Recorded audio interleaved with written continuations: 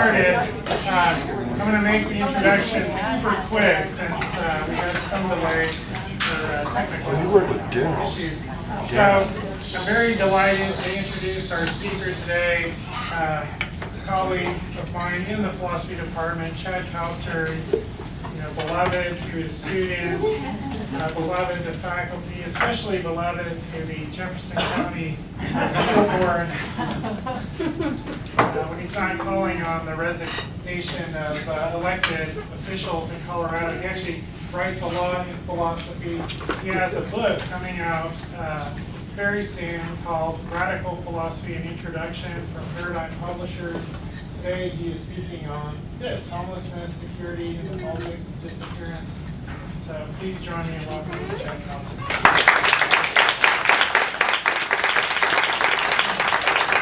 Thank you. Give me 1 second. I'm trying to.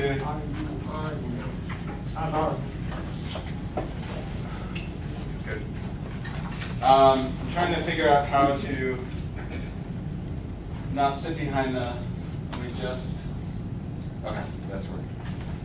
Okay, first of all, thank you very much for coming out. This is really exciting. I'm sorry that we changed rooms. I'm sorry that we had a delay. I know many of you, so you know that I've been thinking about these issues for a long time. And I'm coming at this from the perspective of critical theory. So I take a kind of unique approach to social theory and philosophical theory. So I just want to talk a little bit about that first, so you understand the approach that I'm taking, and then I'll start working through some of the ideas. This is not a finished paper. I am hoping to get ideas from you, responses from you, feedback. I want to develop these, see if they resonate or not. I know a lot of folks in this room are organizers and activists around this issue, and so I really want to hear from people. How much time do we have, by the way, for the event? Until 5. Until 5. Okay. Okay. So first, starting with this word that's probably new for a lot of folks, which is disappearance with a Y. This is a concept that comes out of disability studies. And the idea is that bodies are made to appear through disabling built environments and social norms. So they, in a sense, become present to us, are, in a sense, unfit in their environment because of the way the environment is built. And that was a product of human activity and informed by certain norms. So if you, from disability studies, you could imagine, for example, a wheelchair, someone in a wheelchair sitting before a tall set of steps, right? Just because someone lacks some form of mobility or their body is impaired some way in terms of mobility doesn't mean the same thing as that they shouldn't be able to get around the way other folks can. So there's a difference between one's bodily impairment and the social environment that we construct to facilitate social relations, political relations, economic relations, and so forth. And so I thought this was a good concept to use in the context of homelessness, because I think we're dealing with the same kind of dynamic, right? Okay. Now, on to that idea of critical social theory. So for me, when I'm thinking about these things, I always want to look at what's actually happening. What are people actually doing? What are the social relations involved? And this is the social relations and social practices are really important to think about, because often you see a lot of theory that's produced that abstracts the individual from their social relations. So it's just the individual, for example, in the concept of disappearance. If you look just at the individual, you would just see bodily impairments or bodily differences. You wouldn't see the social construction of environments that are disabling to those people, right? And who built those and why And what are the norms that inform them? So you have to broaden out, in my opinion, you need to broaden out and look at people in their relations and concrete social practices to produce good theory. Also, interdisciplinary. So although I'm trained as a philosopher, I use legal theory, sociological theory, economics, and try to bring them together to understand some particular social phenomenon. And I think that's, again, just like separating the individual. If you just take one disciplinary perspective, then it's impoverished, right? Because once you add in all, it's like taking just our race identity or our gendered identity or our class identity without the others. We get a one-sided picture, right? And we start to attribute behaviors and practices to just one source rather than having this multivariable dynamic. The other is that critical social theory is normative. It seeks to actually inform social practices to transform the status quo, which by definition, because it's something that we theorize critically about, is something that we want to change. So there's some form of domination, some form of social injustice. And so the theory is meant to be in dialogue with social actors, many of you are here, to develop ways of thinking about our practices in trying to change the status quo. Right? And of course, in this context, the injustice is homelessness, which is systematic and structural. It's not, as I argue, which most of you I'm sure would agree with, it's not just subject to personal responsibility, personal individual actions. Okay, so that's the perspective that I'm coming from, and I'm so glad that so many of you came, because like I said, this is a dialogue, and so I'm developing the theory as I'm talking to people and participating in these practices as well.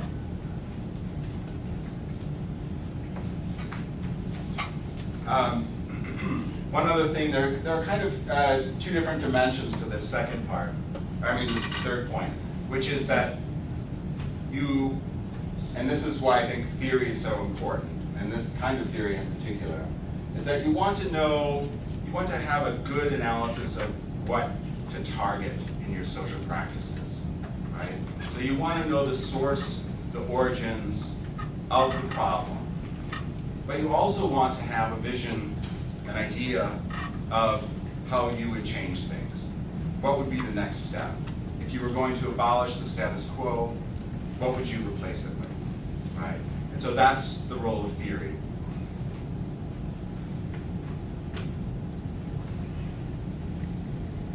Okay. Disappearing versus disappearing. So I talked about this, that your bodies are made to, in a sense, appear in disabling social environments.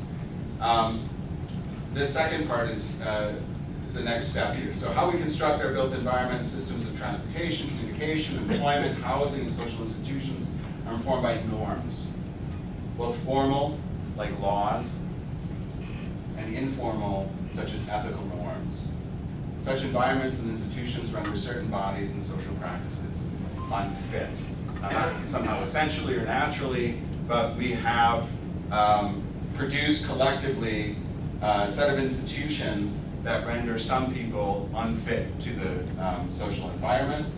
And I'm going to, in the talk today, I'm going to develop these ideas of this formal and informal. So the formal is law. We're going to talk about public and private law and how those are policed using state powers of coercion.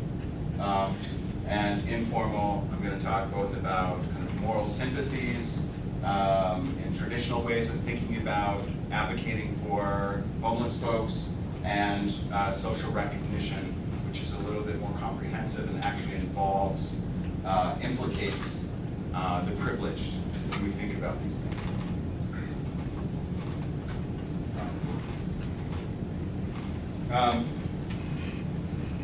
Okay. The aesthetics of moral sympathy. One of the reasons, as I'll talk about in a minute, I curated this art exhibition called Not Exactly Between Home and where I find myself. And that project and this paper is a response to what I see as a traditional way of thinking about homelessness, trying to advocate for the homeless, and trying to resolve or eliminate homelessness. And you get an aesthetics of, I think this is, I want to go there. You get an aesthetics of moral sympathy. So the idea is that you want to get folks who are housed, privileged, to sympathize with an individual's suffering, their individual pain, right? And so this idea, especially with children, as we'll see, this has to do with the idea of this personal responsibility paradigm, that we think that homelessness is a result of personal failures or decisions rather than something structural. The aesthetic dimension of this is to try to present homelessness in a way that elicits or evokes individual moral sympathy. Like, I feel bad for this particular girl, and I want to do something about it. I have a quote. I'm totally just disregarding my paper as I had it, so I'm just going to talk through this stuff. Let me just see where that quote is. I have this quote. Oh, yeah, here it is. So this is Greg Moore, editor-in-chief of the Denver Post, and he wrote an editorial about homelessness about 2 months ago. And he wrote, "Condemning adults for their choices is understandable. Consigning kids to a future without hope seems unacceptable." And so this is a very, very typical approach. Children are, in a sense, the most optimal subject for images about homelessness because there's no guilt involved. We can't blame them for their condition. And most recently, there's a really strong campaign to house veterans. And that's the same logic. So veterans personally sacrifice. They deserve this. As individuals, they've done something to deserve this. I'm not saying they don't deserve it, but the point is, it's reduced to the individual's actions, right? Some people are deserving because of what they've chosen to do, and others are not deserving, right? So this is the kind of individualist moral paradigm, and this is the kind of aesthetics that go with it, right? And actually, if you have questions now, if I say something, just raise your hand and interrupt me. Except for Janet. Just kidding, Janet. Yeah, everything's good. Okay. I want to say one other thing about this aesthetics, which is there's also around this a discourse about invisibility, the invisible homeless, the invisible poor. And therefore, there are campaigns, and they're often named this, like make visible the homeless. I'm taking the opposite track. I'm saying that it's this disappearance, the visibility of the homeless that we have to look at, because there are groups who are fighting against that. It's a social relation. But anyway, so there's a discourse about invisibility, and we want to make the poor and homeless visible. And these are the kind of representations that we want to give to them in order to, if you're folks who have resources, in order to get you to donate money. Now, one effect of that is that you completely depoliticize homelessness as a structural, an effect of social relations and structural forces. It's somehow reduced to the individual. Second, you, in a sense, reinforce the position of the privileged by allowing them, one, to, in a sense, respond just by giving a little bit of money, but two, they actually feel, and this is, I mean, I'm speaking about myself, and this is the trend that I see, they actually feel better about their own position of privilege because at least they're not them, right? And this is how our identities are constructed, often in opposition to the conditions of others. So our sense of subjective welfare, how I'm doing, is judged in contradistinction to others' well-being. And so if others are suffering and I'm not, I feel good about my position. It, in a sense, reproduces the identity that I have in my social position. It strengthens it. Yeah. I don't disagree with you, but I would use as a better example the pajama party that the rich have to raise money for the homeless. And I guess I think that you can have a personal, I think it's important to foreground individuals as well as address structural conditions, because sometimes the approaches that just target structural conditions, the people disappear. So I'm just, that's my concern. Yeah, and that's a fantastic concern. And if I have time, I don't know how things are gonna shake out with time. But let me just say something briefly to that. So, which is, the alternative wouldn't be to try to represent structures. The alternative would be to empower folks to fight, to resist, to organize. And so, in a sense, instead of having pity and a handout, you have social organizations that are fighting. And so, this is one of the things I wanted just to kind of anticipate the last part of the talk, just in case we don't get to it, on social recognition, is when we stay with this model, like I said, we get this reinforced identity of the privileged. It doesn't challenge the privileged position. It doesn't problematize the social relations that give them privilege, that give me privilege. Right? But the argument from the perspective of social recognition is that we, as privileged, as housed, as those that fit in the built environments and social norms that dominate our communities, that we have a deformed sense of moral autonomy, a sense of self. That we actually, when we attribute to others their failures based on their choices, we are ascribing to ourselves our successes based on our merit. And that's not true. That's just not true. You do not deserve your privilege because you're white, because you were born into a rich family, because you're male, because you're able-bodied.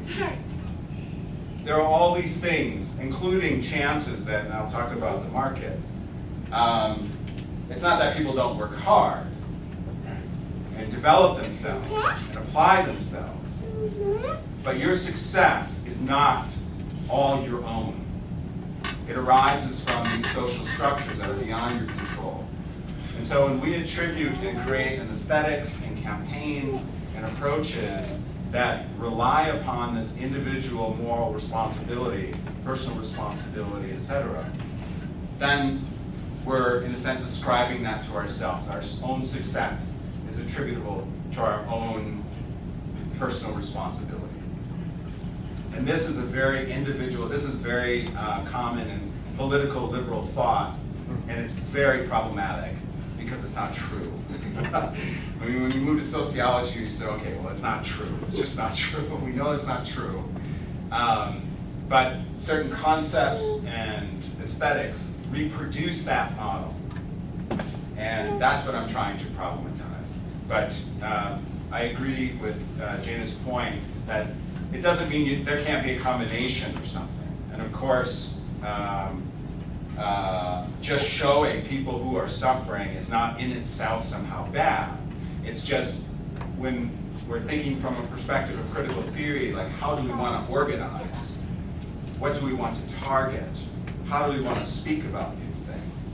Then I think we need to shift the ground toward something like social recognition, which I'll explain more in a little bit.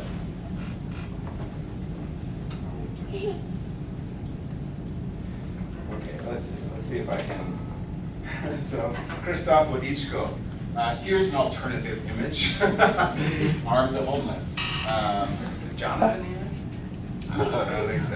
Jonathan always carries the Arm the Homeless design. So Krzysztof Wodiczko is an artist, and he did this project in the 70s in New York about homeless folks in Tompkins Square.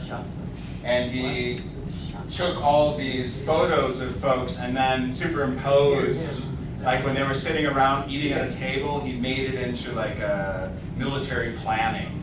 And he would put guns in everyone's hands. And the idea is that this is a class issue, and it brings up the idea of class war, right? So just a different kind of aesthetic intervention into this. I just wanted to show a few images just because I love them. You can make them fit into the talk. This is from Laura Schill from the Not Exactly exhibition. And here is one of the things that I stipulated to the artists in the exhibition is that they do not do this aesthetics of moral pity. Do not represent folks as helpless or etc. And the only kind of representations of actual homeless folks should be presentations by themselves. They should be able to, so there are video interviews or homeless artists themselves producing their work about themselves. And this is something that Laura did, and I think this is nice about the disappearance, about trying to negotiate public spaces that are closed off from use. And so she did this series of not quite disappearing homelessness. Don't know what comes next. Okay. So let me just say a couple things about this. When I was thinking about this talk and this issue, I thought that this idea of disappearance is a nice way to start because it shows, in a sense, the fault line between private and public spaces. And private and public spaces are not set in stone. There's nothing solid or stable about them. They are the process of social struggles and contestation, and also certain logics that are at work. And I thought it would be, I think it's productive to talk about it in terms of security, different logics of security that produce a division between the public and the private. And I've identified three here that I think are really fundamental to understanding public and private spaces. The first is laws of public and private property. And that's security as protection of private property and public safety, or I should say public safety. Often, in the name of public safety, we get the promotion of certain kinds of public spaces, norms in those spaces, that are just to promote the property values of private property, or to, in a sense, clear zones for consumption for private businesses, right? And this is the urban camping ban in downtown Denver. The second, and this is probably the most abstract, but perhaps the most impactful. It's not the one that you feel, in a sense, you don't get it with the police, confronting, that's the real physical, phenomenological experience of coercion. But with private capital, the securitization of debt, unregulated trade of mortgage-backed derivatives. This is security as the externalization of private investment risk. So, the short story is that in 1999, we had banking deregulation and the merging of commercial and investment banks. With that came an explosion in the production of what are called debt commodities, and most importantly, mortgage-backed debt commodities. So investment banks would buy the mortgages from commercial banks, your local bank that you got your mortgage from. They would securitize it, so they would mix it with other kinds of debt, and then they would cut it up into little pieces, little commodities, and then it gets circulated on an unregulated market. And this unregulated market was the source of the financial crash and created over 10 million foreclosures, well over 10 million foreclosures, hundreds and hundreds of thousands of homeless folks because of this. And it's not just the crash, it's the complete destabilization of the housing and rental markets. This has not changed. So there's been no reform or regulation of the derivative market, which is basically the trading of pieces of mortgage-backed securities. And not only that, there has been the development in the rental market of this. So now rents are tied into debt commodities and broken into pieces and sold and speculated on, destabilizing rental markets. Also making private banks buy up large amounts of the foreclosed homes and then creating a rise in rental rates in communities, which then prices people out and they end up on the streets. So, Right. Yeah. To put this into perspective, in 2009 dollars, there were $550 trillion of unregulated derivative market. That market by 2012, I've just looked it up, and it's grown to $710 trillion. Measurable goods and services are running about 70 trillion. That's tenfold out of whack. yeah, exactly. And this is Very dangerous. This is not a minor No. issue, and it's fundamentally changed the housing and rental markets. Now, why is it about security? It's about security because we're talking about, the first one is talking about private and public property. The second one is talking about private capital. Capital is what you invest. It's property that's invested, wealth that's invested in the market in some form of production or rental or interest-bearing investments. So securitization is a way of shifting the risks associated with private capital to the public. The crisis is the risk that was shifted, because it wasn't the banks that went under, it was the people who lost their homes. Right. Banks got bailed out, We got sold they out. got sold out. Right. That's where that comes from, right? That's that shift. The banks and the we is the private and the public. So securitization is a way of shifting risk to the public. It makes the entire market systemically higher risk, creates more instability. And because it's directly associated with housing, housing is the first to be affected, right? And so the greatest economic crisis since the Great Depression has everything to do with housing insecurity. And this process of securitization and the merging of commercial and investment banks that happened only in 1999. Just a quick question. Since AEG was the foremost firm insuring these securities, and with the explosion he mentioned, who's insuring these securities now? Is anybody? We are. Federal Reserve? No. No, it's No, it's completely unregulated. Yeah, it's unregulated. So part of what it means to be unregulated is that there's no limitations on the ratio between capital reserves, what you actually have in capital, wealth, and what you're leveraging in terms of lending out, investing. So when the crash happened, a lot of banks that were investing in these derivatives were leveraging 30 to 1. So when the crash comes, that's 29 parts that don't get repaid. AIG was one of the largest insurers of those banks, but then it immediately went bankrupt because it can't insure all of these things. And so US taxpayer money went to bail out AIG, and then that money went dollar for dollar, and that money was sent to the banks to pay them for their losses. Nice. Nice. Sweet deal. There's another additional problem too that I think you're driving towards, and that's when these are commoditized. They're commoditized without you as the homeowner. So you've signed the title, you have signed with the bank, and the bank, without your knowledge, has taken what you are legally responsible for and sold it in these commodity trade swaps, which is why there are at least a couple sheriff's departments in the United States that will not enforce the foreclosure orders, and they've had to go to a federal level, which really stinks.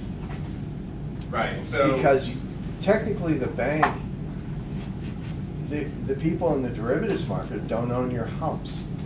You do. You're legally responsible for it. It's a gray area that needs to be litigated. Right, so what you buy when you invest in these derivatives is you get part of a revenue stream. That revenue stream traces back to you as a homeowner. As you're paying your mortgage, it's supposed to be then split up and end up in the hands of those who own this little bit of debt and a commodity. The process that you're talking about is probably the most important shift from the private to public risk, which is with the merger of commercial and investment banks. There is no longer an incentive on the part of your local bank to make sure that you are financially stable and can pay things back. Because what they'll do is they will give you a mortgage and then they will sell it for a fee immediately to a commercial bank that will break it up. And these are very sought after commodities in the market. And so the local bank, which would normally be, for better or worse, that force of checking the stability, financial stability of those getting loans and mortgages is taken out of the picture. And what we saw, this idea of reverse redlining, is that it used to be the case that redlining was drawing literally a line around parts, around neighborhoods and not giving them loans. This was often from white supremacy. It was basically denying certain communities access to capital in order to support, for racial reasons, right? Reverse redlining is that once you tapped out the market of those who need mortgages and could actually afford to pay them back, investment banks are demanding more to keep selling, creating these commodities out. So there's spitting out sausage on the other side. So then the banks are see that if they reverse redline, if they target, even if they target those who are the most financially unstable, for them, they just get a fee to sell that mortgage right away, and then it's broken up. And then it's out of their hands. It doesn't matter if the people can't pay back, because it's not on them anymore. They sold that mortgage, right? But as with all things in the market, the capital is looking for something to invest in. And unregulated mortgage-backed derivatives is a great thing to invest in and then sell it rather quickly. It just kind of moves around. And so that's where the systematic increase in risk came from, right? This reverse redlining. Okay, so that has to do with private capital. That's different than private property. And the third one is recognition, social recognition. And this is a much more philosophical concept. And this has to do with, by recognition, it means that it doesn't mean just I acknowledge you, I see you, I acknowledge you. There's Marcus. I see you, I acknowledge he was there. Thank you. It means that I see the other, in the other, someone like myself. I see them as equal to me on some fundamental level. And so to recognize someone is to see them, in this case, as someone who is free and worthy of dignity and respect. So when we say recognition in this context, we're talking about seeing in the other someone like myself. And why this is important, I think, in thinking about homelessness is because often, and I realized this more and more as I was doing this exhibition, is that more and more people were telling me, or I was hearing more and more, people were saying this all the time, but I was hearing it more and more, that home is different than shelter. That home is not the same as shelter. So home and house or home and shelter are different things. And home has something to do with security and safety. Almost that theme keeps coming up. When anyone talks about what is it to be home, to feel at home, people say it's to feel safe and secure with those you're around.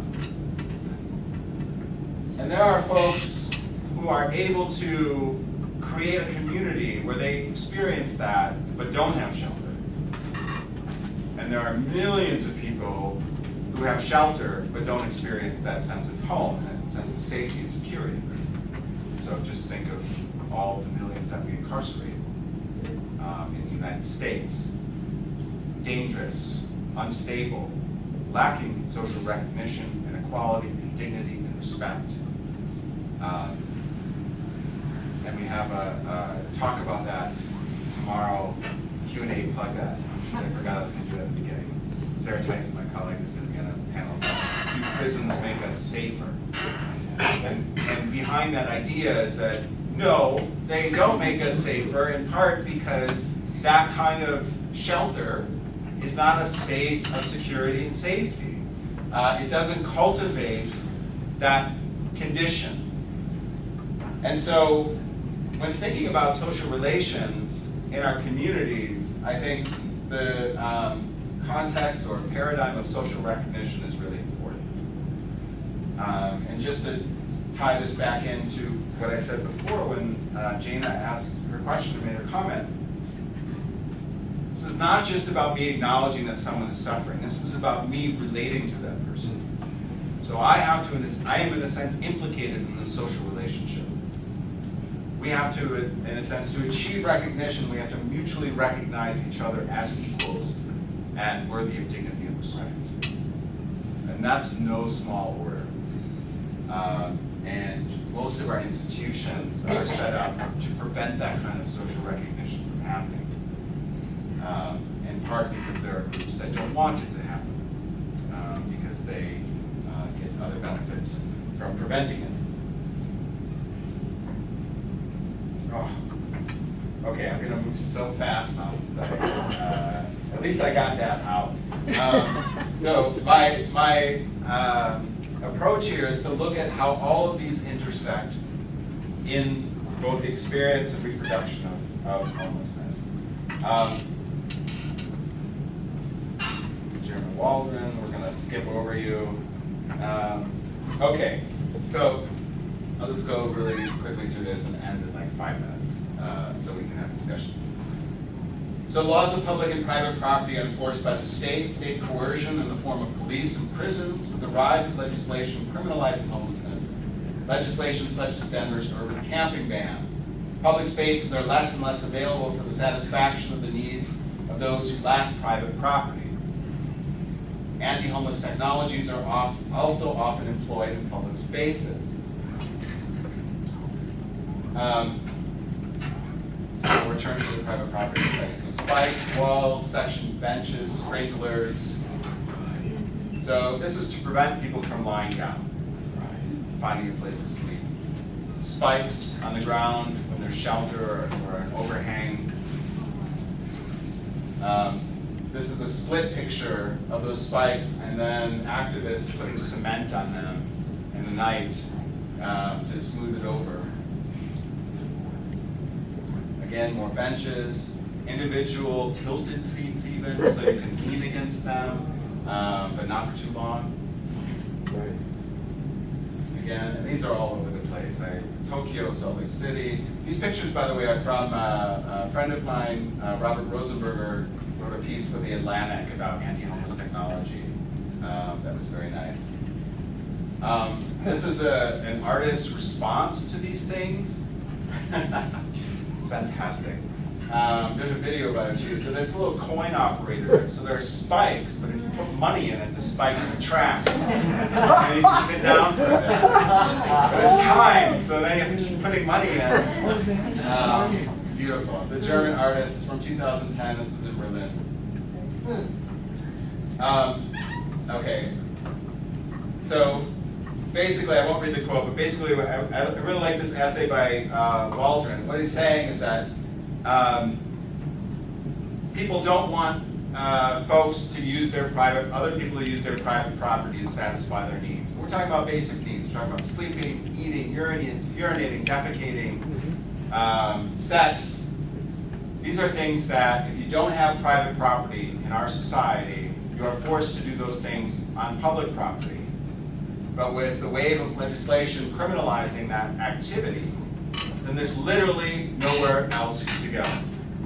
And so Waldron's argument, bringing out this contradiction, that people say, okay, I don't want them to use my property, but they also say, okay, I don't want them to use public property either. And that leaves folks with nowhere to go.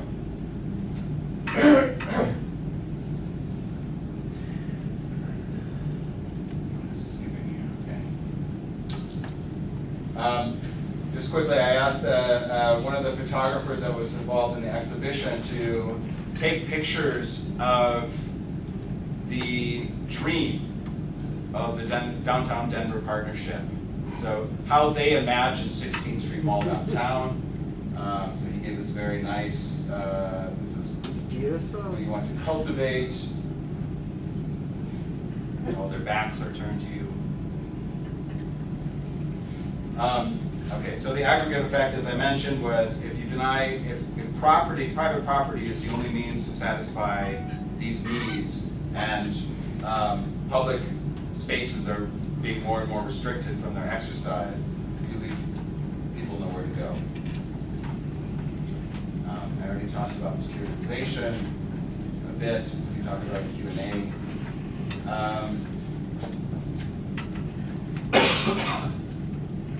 Okay, I think what I'll do is I have other stuff on the urban rest stop as kind of alternatives, ways of having spaces for people to go, to use facilities, bathrooms, laundry, showers that are free, publicly accessible to everyone, and is one solution, immediate solution to this problem. And the question is why we don't have more of them.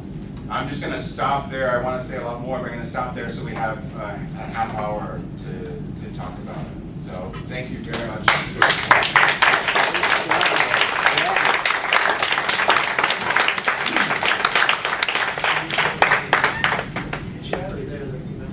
I'd just like to say something real quick about our student assistant, Rachel. She had to scramble today with rooming constraints and food that had not arrived, and she made possible this great event, so I'd like to shout out to Rachel.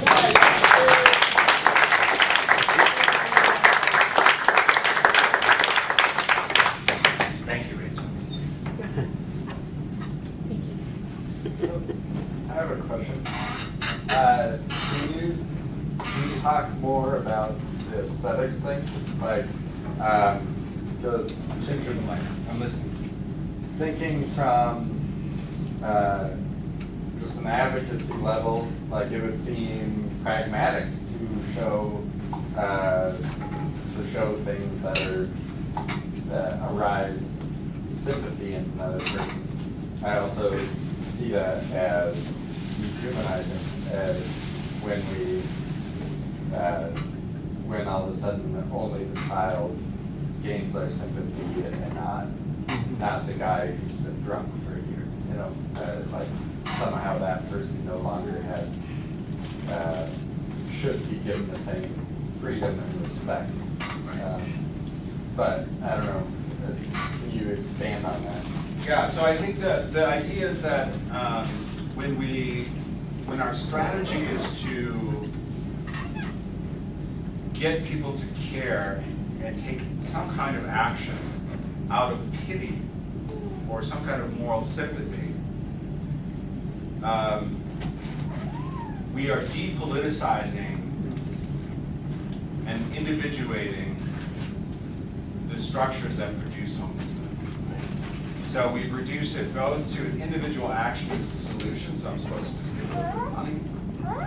And the problem is an individual problem in the sense of lack of personal responsibility, et cetera, savings.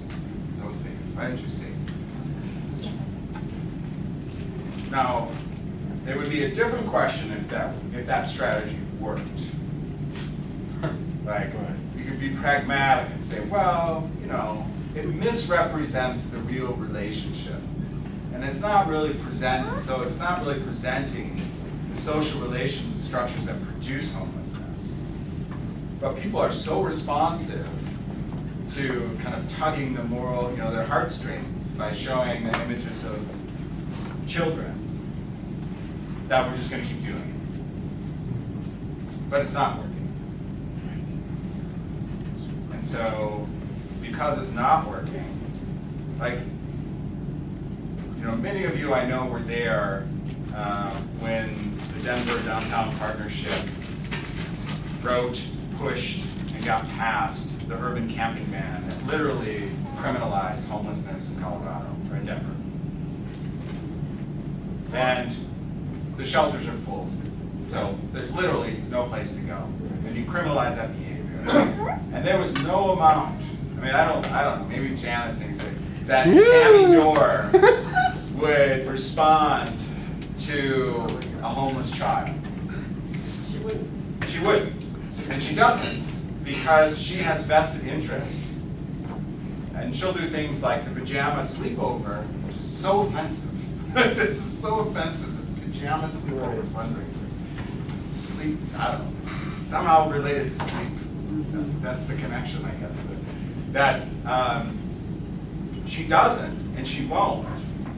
And I think it's important for at least a good amount of people to connect why she doesn't. And by the way, this is interesting, because I know Janet is involved, many of the folks here are involved with actually demonstrating against Tammy Dorr, who heads the Downtown Denver Partnership. And this is a controversial tactic to go to her home and protest outside her home. Nice. Now, with the analysis that I get, well, I don't know, what do you think? Flo thought it was. What's that? Flo thought it was controversial. So I think it's an interesting, like in this perspective, you're going to someone's private residence and protesting. But their private residence, their wealth is predicated on the system that they're trying to reproduce at the expense of the security of so many.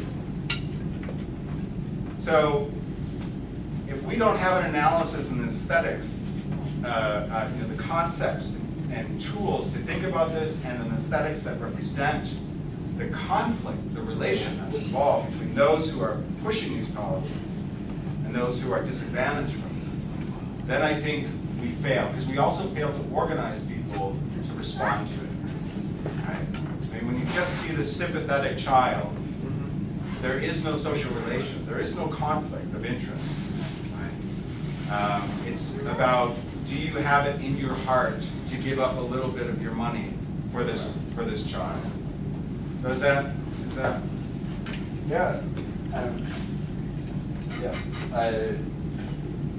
I'm just thinking as someone who wants policy and structures to change, but at the same time work for a place that needs funding now from private donors, you know. So like Sure. the balance of those things. Yeah, and I totally understand that. Like, I can tell you, for example, let me give you a very concrete example. So this exhibition, not exactly, that happened last year. Every year, the Denver Downtown Partnership has given money to the signature exhibition, the large annual exhibition at Red Line Denver. But they did what's called a capital strike for the exhibition that I curated. Not a single business gave a single dollar. Wow. Precisely because it didn't fit Right. that model. And would take up the issue of the urban camping ban. Not even like really explicitly, but just it would be in the conversation. And so they withdrew all their funds. Now, Redline actually, we ended in the red because of this. So as an institution, they were harmed by my choices. So I understand that. And I had to fight with people who were trying to advertise that exhibition. They keep wanting to put the traditional imagery on all the brochures and everything to try to promote the exhibition in a way that completely contradicted what I was trying to do, which is to move away from that. So I understand that. But I don't know if those organizations that are doing fundraising in that way are I don't think they're the only organizations that are organizing homeless folks in the community to resist some of these policies. So, I'm not going to say that you should do that, but Well, the Catholic Worker doesn't post as sympathetic pictures all over the place, but just thinking critically about that, does it affect more change does it get more people involved when you point out that children are affected, like then all of a sudden, you can't blame a person's bad decisions, like you said. Like, so does that create more critical analysis where people stop and think, oh, this is systemic. This isn't. I can't blame this child. Like, which creates more.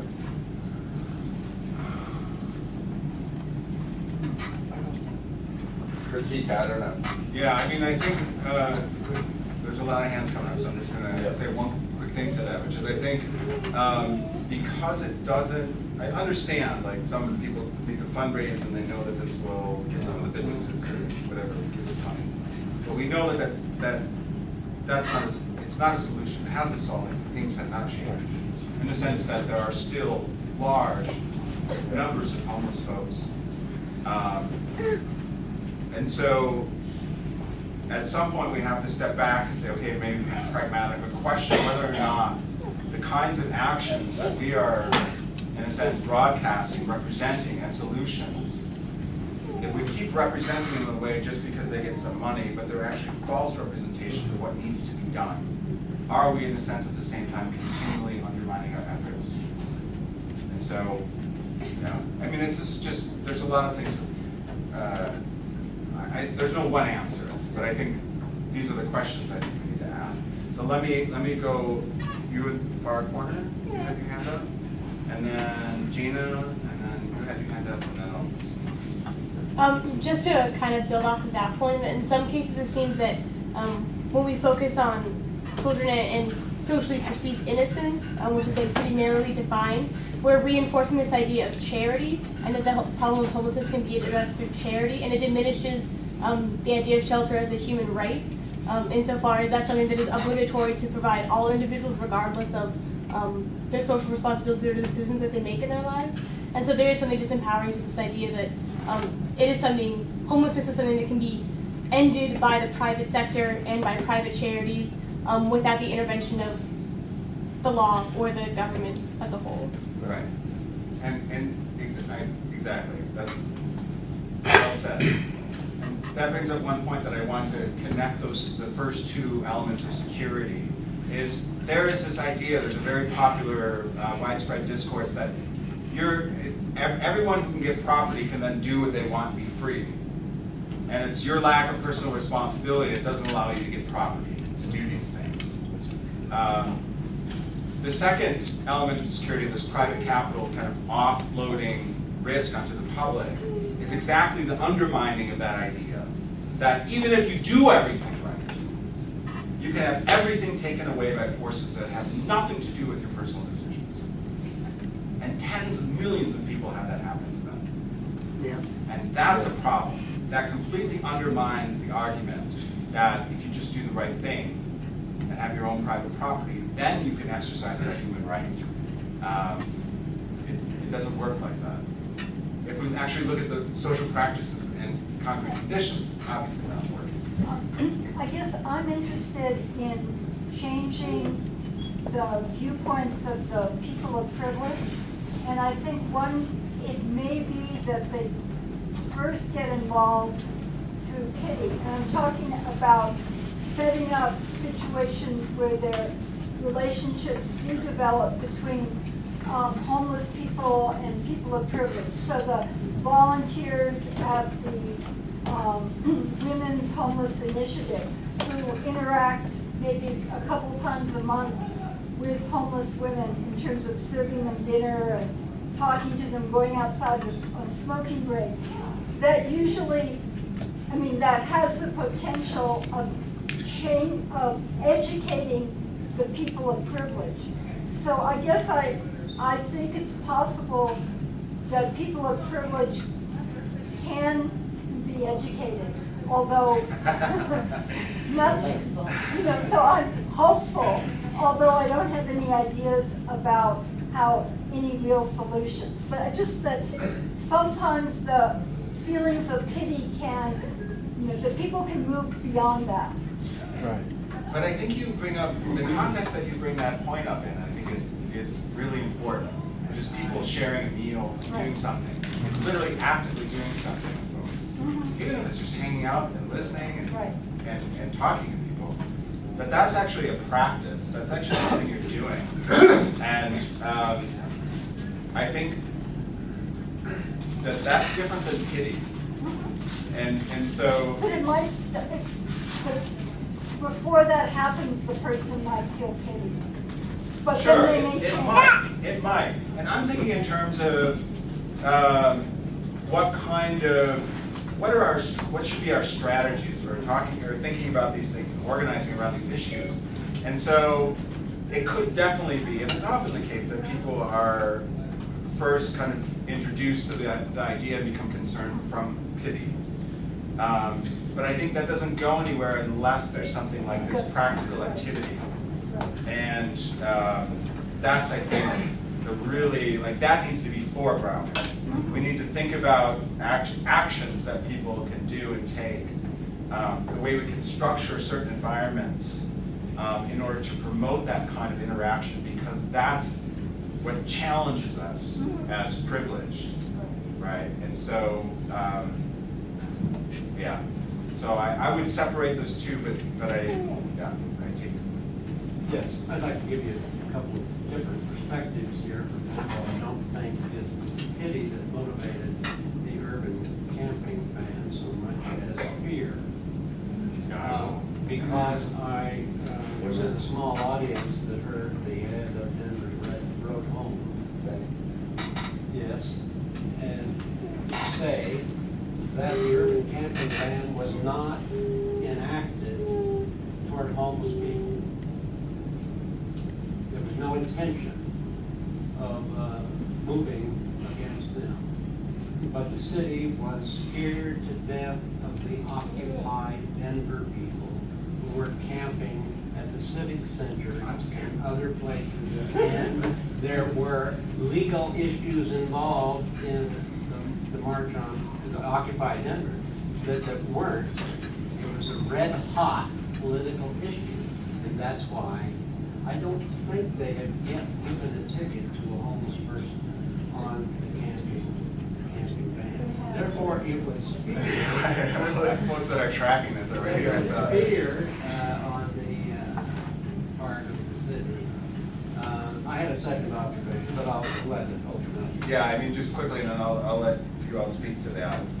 I think the idea was proposed before Occupy emerged, and I think it was probably politically pragmatic to present it in the That's right. time of Occupy, being actually occupying space. And I definitely didn't mean to imply that the camping ban was out of pity. I think it's the opposite, No. vicious No, attack. you didn't imply that. No, you didn't. Yeah, No. anger, No. greed, nastiness. Like there's Nastiness. nothing pity. Oh, And man. this is. Let me just use this to make the point about the difference between theory and practice, or what people say and what people are doing. The camping ban there aren't many tickets, but I'll let other folks comment to that. The point is just to clear people out, and have the authority to coerce people out of a space that can be claimed by private property, by private businesses. And this is that battle between the private and public spaces. And so I think that's why the camping ban was put in power as a tool to, in a sense, tap the coercive powers of the state through the police to, in a sense, facilitate a certain kind of norm in that public space to help the business. But do you want to speak to that? Yeah. So the urban camping ban was drafted by the Downtown Urban Partnership, which in effect acts as a very similar instrument of business improvement district, which which is a sort of organization of businesses in different regions. And this is something that occurs all throughout the United States. It's not very limited to Colorado. So initially, the urban camping ban, the unauthorized camping ordinance, was drafted back in the 90s with the partnership between the city of Austin and Denver. And they deliberated a lot and came up with ground rules and how to implement it. And it just sort of hit the sidelines. And then they put in the sit-lie law and other smaller things before they got to the unauthorized camping ordinance. So this is something that's been passed around nationally as a local law that's enforced in business improvement districts, and it's very common actually. And so the difference with the one here in Denver is they really never had enough stimulus from the service provider world to be able to push it onto the city council and to have good backing with it. So when Occupy Denver came around, there was suddenly stimulus from the business developers of the downtown area to get this law into effect so that they can, one, push all the homeless out of the downtown area, and two, get rid of all the protesters that are speaking out against their businesses. So it was a very strategic move and very tactically pushed through. And that is sort of how it happened. But to say it's not against the homeless would be very, is a big statement. So when there's the fact that there's no arrests on it, it's the fact that the moment they arrest somebody, it becomes challenged because it's very unconstitutional. It's a highly unconstitutional law. So what they use as a homeless stop and frisk, they'll use it to approach a homeless individual, shake them down, go through their pockets, Steal their shit. check them for warrants, and Throw check them for in drugs jail. and numerous of other things, and arrest them on any Criminalize other them. law except for the camping ordinance. But contact with the camping ordinance is made routinely all the time, throughout the day and night. And it's just it's a homeless stop and frisk essentially. Yeah. That's right, nice job. Teresa and John, did you want to comment about the rest? Well, Therese can probably comment about the rest, but I just want to point out that from my viewpoint, being a formerly homeless veteran, part of the reason that any of these fill in the blank wanted a camping ban, it's pure selfishness. It's, oh, we have homeless people that might negatively affect my business. I'm not going to be making my $2 billion a month. So let's get rid of them. Let's not be humane. Let's not act like they're human. Let's fix my selfish problem. I'll just say real quick, if anybody is interested in more of the details of what is happening in terms of police contact specifically related to the urban camping ban, the organization that a bunch of us are part of, Denver Homeless Out Loud, put out a report. We surveyed over 500 people who are homeless about this. So there's a contact relation, but Benjamin really summed it up. It's mostly move along, stop and frisk, and stealing stuff, and all sorts of other effects without getting an actual urban camping ban ticket. And actually often ticketing people for other laws which aren't the urban camping ban, which those tickets are then dismissed because they're avoiding giving actual urban camping ban tickets. I just want to say that I in no way was trying to express any approval for any of this. No, I I'm saying understand that. I think- Public motives and private motives are not always the same. Sure. Let me go Billy, and then Sarah, and Nancy. I feel really bad to change the subject a little bit from your direction, but I have to leave soon. I'm sorry. Okay. But I think one factor, and I'm very much an activist and follow these issues as we know. Yeah. But I think one factor that's very important is city government and the role of city council. 9 votes for this, 4 against it, Right. and the role of the mayor in supporting it. Right. And having worked for city governments for many years, Yeah. and Mayor Pena and other good mayors around the country, when homelessness was not a major issue, Right. so we didn't have to deal with it. But I think it's very important to make this an issue within city government, because they have all kinds of people telling them about what the city needs, and the city needs all these things.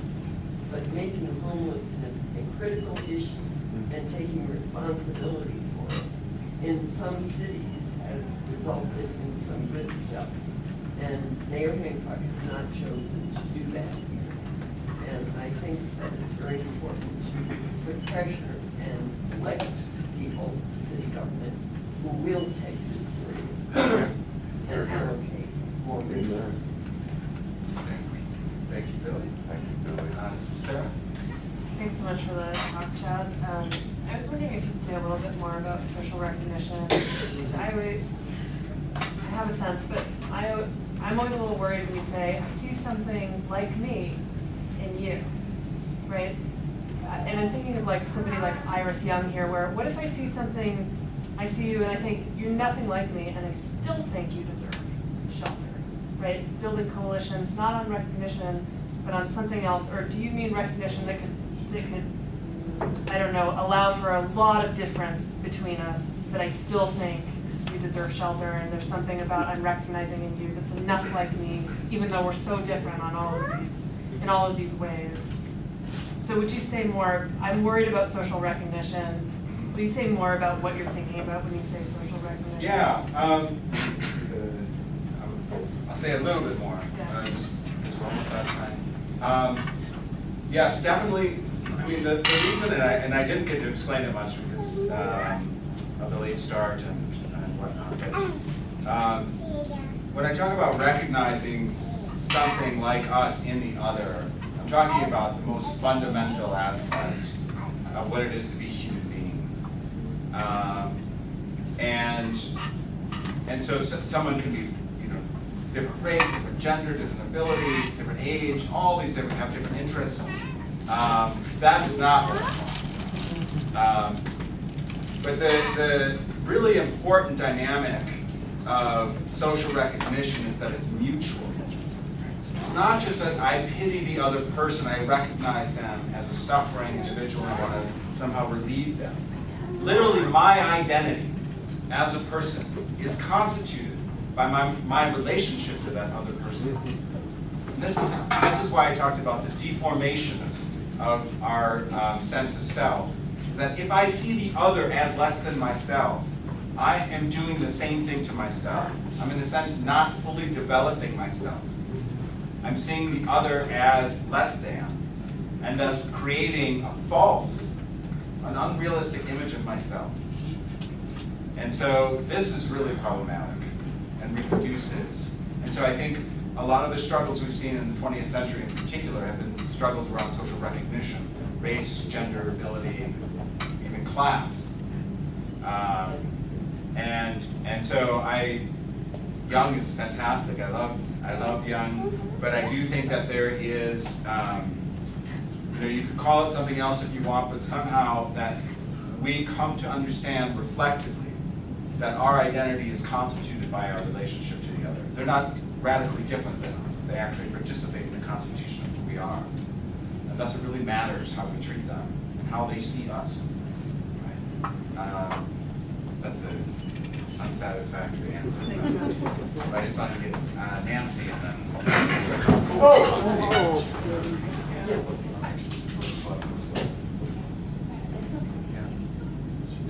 I was trying to quietly leave.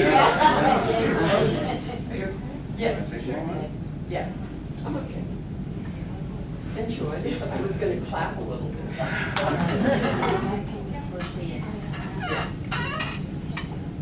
Okay. Oh, yeah. Thank you. Yeah, sure. Got it.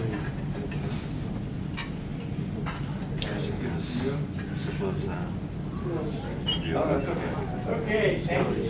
Yeah, take care. Should I just tell it's been like 6 weeks?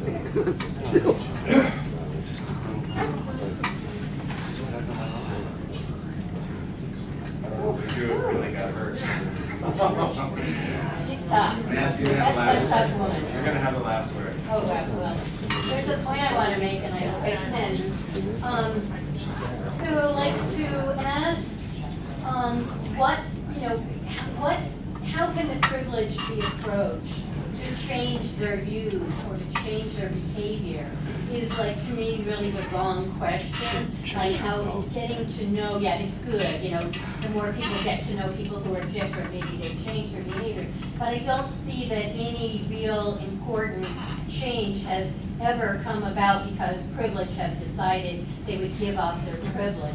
So I guess what I'm wondering, and what you and others would share about this, is what do you see? I mean, because to me, Billy got at it, you know, somewhat by saying we need to impress on local government. But what are the barriers to people experiencing homelessness and poverty? What do you see as the barriers to organizing and uniting and exerting power, which is the only way anything ever changes? And what might encourage that to happen? And by the way, we have our Denver Homeless Out Loud news magazine, the voice of people experiencing homelessness. Get loud, please take a copy. Yes. Anyway, what does everybody see as barriers and encouragement or facilitation of people organizing? I'm just going to say a 30-second response, and then that's a good discussion point for us to end on and eat some food if you can stick around and talk about that. I think when I brought up those 3 dimensions of security, I think the first 2 are really need to be challenged. So this is not just like a local, I mean, we can talk about local organizing for local government, but I think the private property regimes that we have and the function of the police in public spaces and the deregulation of finance capital and even the system as a whole, these are all implicated. These are all related. And so one of the things I wanted to say is that the experience of homelessness is, in a sense, this intersection of these forces that are way beyond their community. Now that makes it seem like a big project, huge project, and it is a huge project, but it's a more accurate analysis of what's happening. I absolutely agree with you that folks of privilege who are invested in the status quo, their identities, their wealth, their status, their social position are all, they're invested in the status quo, will not give up these things. Even morally, they do not respond to these things. And so it must be fought for. And so I think it's not just about having dinner with folks that you're, homeless folks at your house or something. I think it's about organizing and demanding, resisting these forces. Now, why I think the critique that I gave of this kind of moral sympathy is important is because that takes us so far away from that organizing forces to pressure to really radically transform the civil zone. So we keep reproducing this cycle without building up the resources to actually have social power to resist. How we get people to actually do that, there are all different forms. Denver Homeless Out Loud is a fantastic organization that's organizing people and doing it, right? And Jen, do you want to say what you're involved in, and then we'll close out? Yeah. I've protested in the urban camping ban and the Downtown Denver Partnership every Friday night, feeding the homeless at 5:30 at Tattered Cover on 16th and Whitecube. I bet 150 people. I could sure use some help. And then Tammy Dorr, who is the CEO of the Downtown Denver Partnership, I protest her house every Sunday from 3 to 5. Good for you. Yeah. If you pass stupid little laws like that, expect us at your house, huh? Expect us there. That's what I say. Rock on. Thank you. Thank you, Chad. What time can you go?